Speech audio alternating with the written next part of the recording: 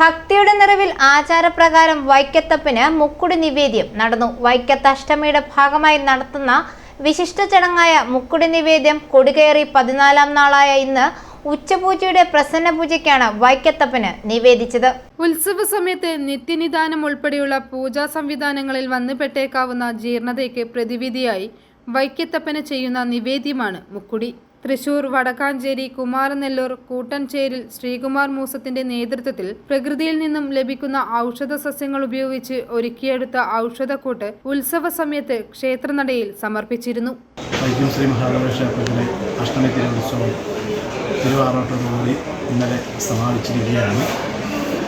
അതിനെ തുടർന്ന് ഇന്ന് വളരെ വിശേഷാൽ പൂജയും വിശേഷാൽ ചടങ്ങോടുകൂടി അതീവ പ്രാധാന്യമേറിയ മുക്കുടി നിവേദ്യം ഭഗവാന് ഉച്ചപൂജയ്ക്ക് പ്രസന്ന പൂജയോടൊപ്പം നിവേദിച്ചിരിക്കുകയാണ്.